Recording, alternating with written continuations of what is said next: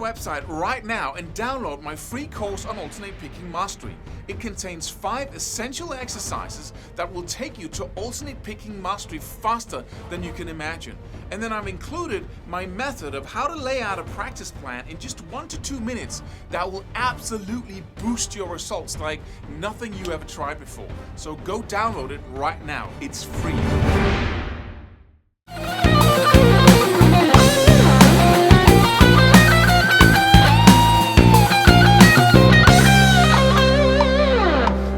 Why can't you seem to play solos when people are looking? You know, when you're on stage, you lose half to 90% of your skills, right? Or if just your family's looking or your friends, you seem to cramp up.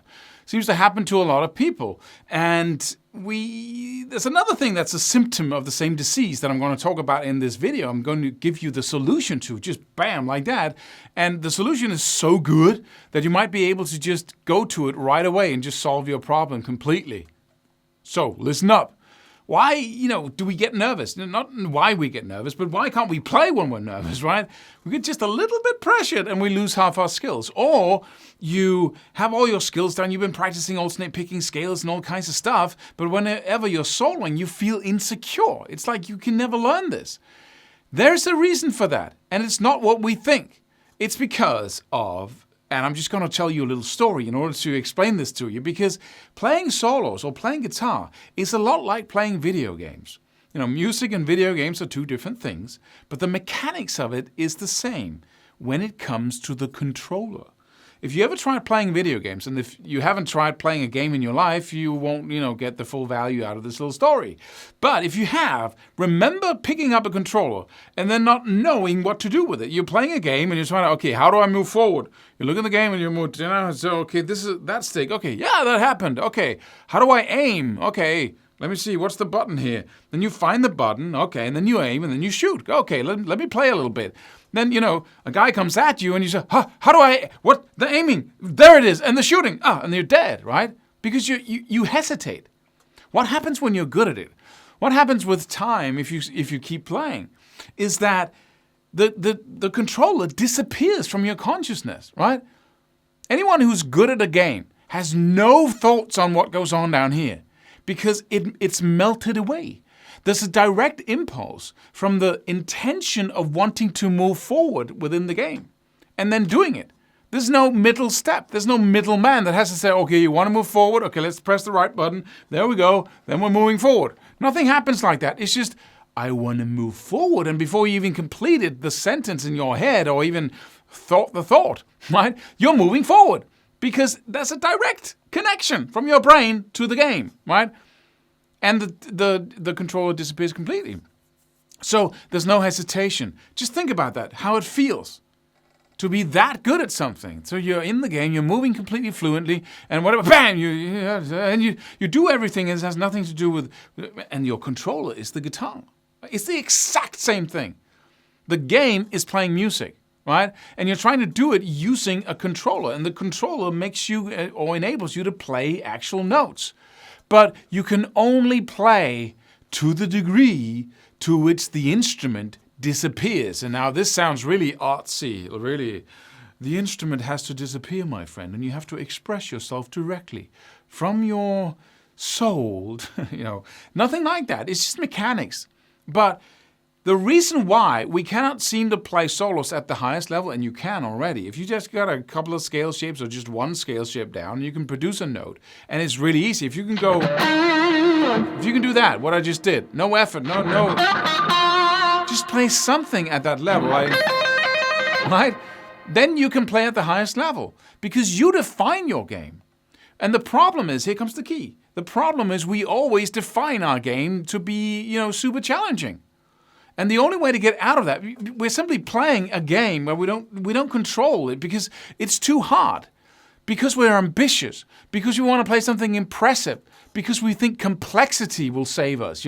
If I can play something complex and sophisticated, right, something harder, then I'm happy because then look what I played. But that's because your ambition is pointed in the most dysfunctional direction.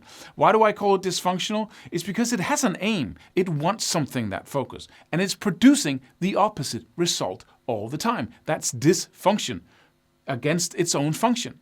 So when you try to play something that you really cannot play because you don't have the controller down, you have to focus on just the mechanics, then you're always in that stressed state where you cannot make it happen. And so you don't play well. People don't like what you play because you sound like an amateur. Why? Because you are one.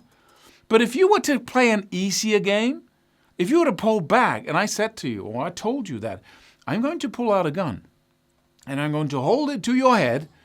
Pretty grim picture here, but I'm going to hold it to your head. And if you play something that doesn't come out like a total pro, that you have 1,000% control over, I'm going to blow your brains out. What would you play?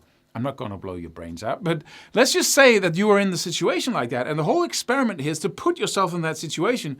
And you are, okay, now, let me see. There's a jam track in the background. The guys start playing. What are you going to play? Don't make mistakes. Don't hesitate. Don't play stuff that you can't end. Don't start a lick and then you don't know where it's going. Don't play anything that you're not 1,000% you have control over.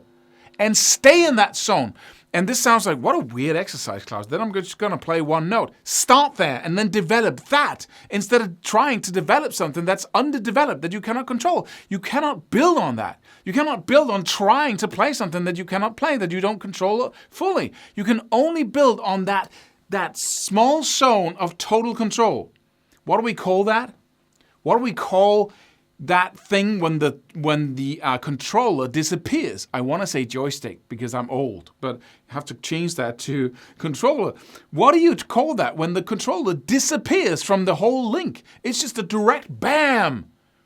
It's unconscious. You don't think about it anymore. That's called mastery. It's the definition of mastery.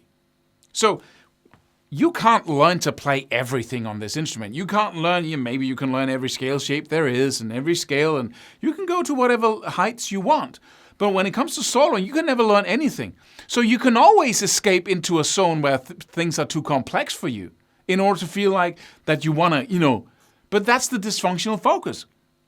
So it doesn't matter really if you're a beginner or you're an expert. Experts can sound like anyway. Right? Because they just go to a place where they don't have full control. They try to play a game where they don't control the controller. And so they fail and sound insecure and they make mistakes and they're unhappy with themselves and then they play even worse. So every single one of whatever skill level you're on, you have to pull back and say, when it comes to music, it's real time. The guy in the video game doesn't hesitate shooting you.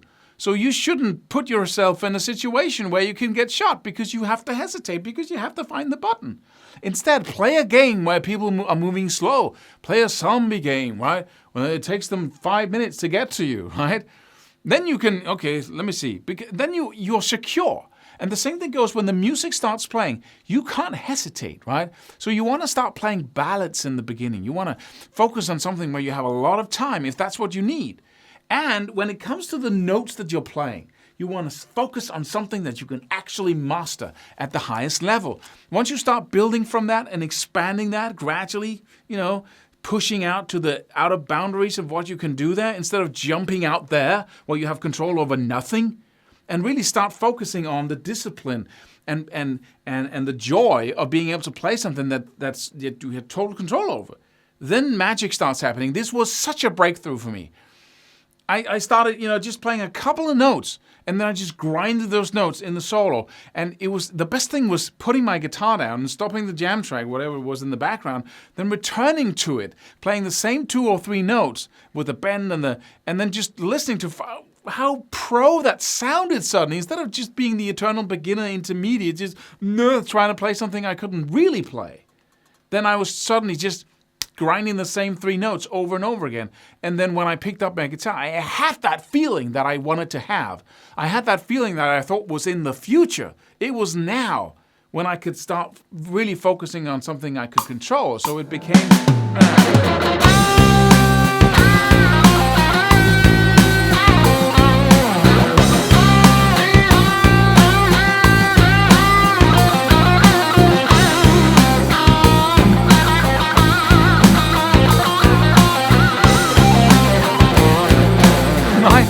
It was such major breakthrough, because up until then I'd just been trying to right, to put as many notes as I could in there and do some fancy licks and some fast stuff, and that melodic mind, I have to put it in, right, because I was ambitious. But be ambitious in the most productive way of playing music now, right? Instead of being ambitious in the dysfunctional way where you keep getting the opposite result of what you want. That's the monkey brain trying to push for results instead of you being intelligent and then staying with what you can control, and then you develop from there. I hope this makes sense to you, and I hope you'll go check out our new program. If you click the link below this video, you'll see a soloing program that's just about these things, and a training method that will absolutely get you to that point where you can pick up your instrument and start playing something that sounds finished, even though you haven't prepared it. It works in the most amazing way, so go check that out. But for now, just think about this. Watch this video again, or watch it 100 times as you practice something repetitively over and over again, and then pick something that you really think you master, and then focus on changing it. Changing the rhythm of it, changing the phrasing, and then put on a jam track. Work with the same jam track, the same 3 notes, the same 4 notes over and over and over again. Carve out that little area in your life or your playing where you can rule, right? Create a little kingdom where you have total control musically. That's where it all starts, instead of trying to reach for the stars, right? Subscribe for more free videos. Do it. Do it now. Do it.